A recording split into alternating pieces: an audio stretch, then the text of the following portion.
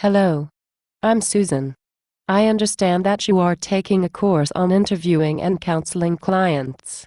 Today, I'd like to help you learn a little more about the basics of interviewing. We will watch Jason as he conducts the initial interview with a new client. Just like you, Jason is brand new at this, so he will make some mistakes. But by watching some brief interview segments and discussing them as a class, we should be able to learn together from Jason's example. In this first example, we'll assume Jason has finished all small talk with the client and is ready to jump into the interview.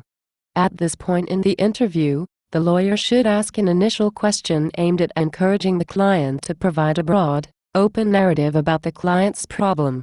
Listen to Jason's initial question and discuss as a class whether he was effective in his request. Miss Farmer, I understand that you were trying to acquire some property. Tell me a little about that process and where you were with that. Okay, well actually, it's in the past now. We have acquired the property, the Van Ousdale Mansion.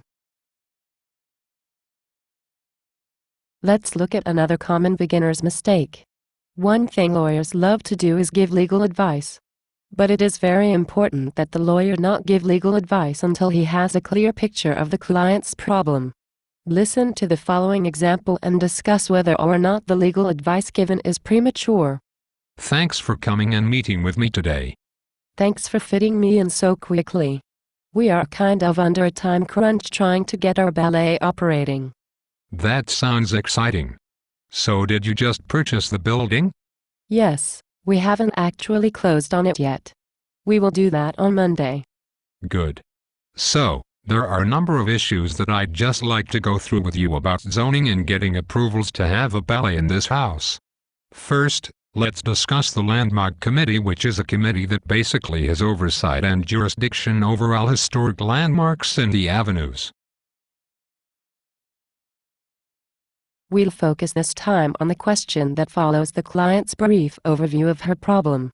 After you have listened to and thought about Jason's response to the client's narrative, discuss as a class whether or not his follow-up question was effective. Well, it looks like you are here because your company recently purchased a new building in the avenues in Salt Lake. Is that correct? Yes. It's the Van Ousdale Mansion in downtown Salt Lake. We totally got lucky finding this mansion and we are thrilled about it, but we are now also facing some concerns about zoning problems, and that's why I came to see you. Okay, what do you know about the zoning issues so far? One very important part of client interviewing and counseling skills is the element of framing. You will learn a lot about framing this semester, but for now, we'll just focus on transition frames.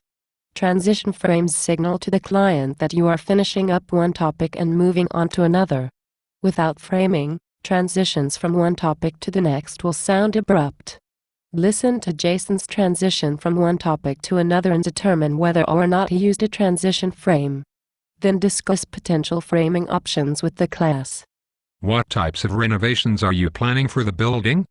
We are going to restore everything to look like an 1890s mansion. But we have to do a lot of renovations to make the ballet school and the costume shop and the business offices all fit in the mansion. And they'll all be using the same entrance? Yes. It will cost us about $500,000 to do because of the nature of the building. Sure. What about the parking area? It seems like there are quite a few spots and spaces there. Do you anticipate that with the recitals in the school and some of the other things you do that a time may come when the parking area might overflow and there would be parking on the street? Most attorneys are excellent issue spotters. Once they hear a legal issue, they identify it as something that needs to be addressed. Watch Jason as he identifies an important legal issue in the client's answer to a question. Notice his response to the client. Was it effective? Why or why not? Are you planning on adding a parking structure to accommodate the business you are going to be getting? Do you have blueprints for some of the changes you are going to be making? We do have blueprints. We have an architect. I don't have them here with me. But yes, it would be all internal, like I said. As far as parking, our plan is to have people park on the street. I think the only time that would be a problem would be during the recitals. Yeah, definitely. I can tell you right now that parking on the street is going to be an issue. You are not allowed to have more than 2 or 3 cars during the year.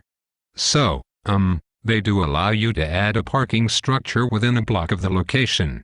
That might be something you can look into if you don't want to put parking on site, but in order to get it approved by the zoning board you're going to have a plan for parking during the recitals. Well, if you look at the street in that picture though, you can see that the street really is a great place to park. It's wide. There would be plenty of room.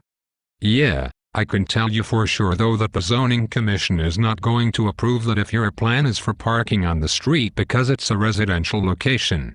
Even if you got the conditional use permit, they would mandate that you would have some other plan for parking. Have you ever met someone who is always jumping from topic to topic and never seeming to finish up any of the topics they start? For example, I am just standing here talking to you about your interviewing and counseling class at BYU.